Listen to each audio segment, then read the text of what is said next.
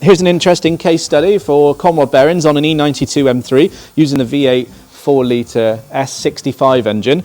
Good example of, well, two things really, how far they can go on original bearings. This car is on 174,000 miles, the highest V8 S65 Conrod bearing set we've replaced, and especially on the originals. Now there probably are more cars out there with bigger miles, but it is very interesting because it's a high mileage car on its original bearings. It's a 2009, so it's got the earlier style bearings, which are the 088, 089, the copper and lead bearings. And we are very much near the end of the process now, starting at the front, getting towards the end, and as well as changing the bearings, we're also plastic gauge measuring all the gaps to make sure the oil clearances are correct within the S65 parameters 0.027 to 0.076.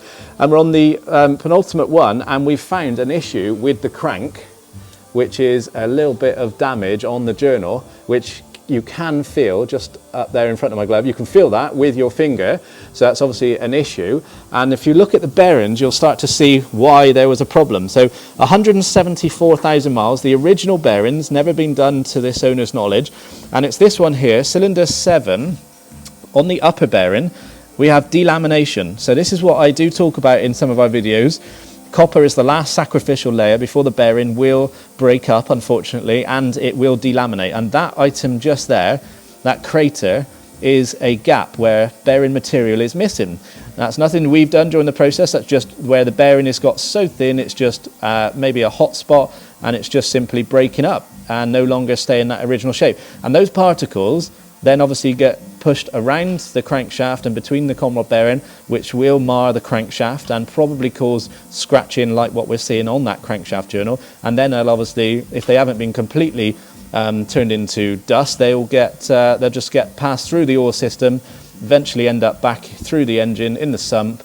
Hopefully the oil filter system will catch them, but you know, what a risk to have that sort of thing going around.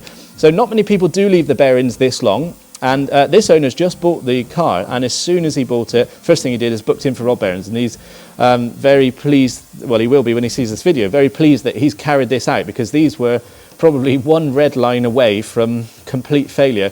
Look at the contraction on these bearings here. Cylinder 2, the lower and the upper, we've lined them up, so take cylinder 2 upper versus cylinder 3 lower. Look at that line up there, it's perfect.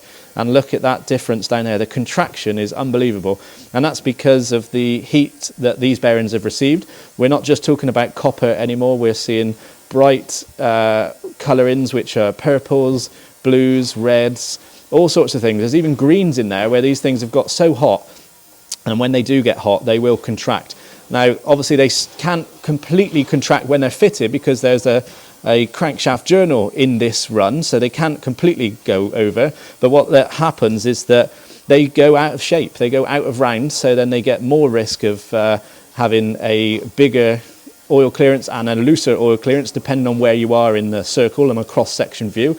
And then that sort of pressurizes against the crank even further, and then you get friction build up, which is going to create heat, and then it just becomes a thermal runaway issue where it just sort of escalates far faster than you even know what's going on, because it's not likely you can see this on a warning light or a diagnostic fault code. This is a mechanical issue, and the only way to see what condition these are is to take them out of the engine and have a look.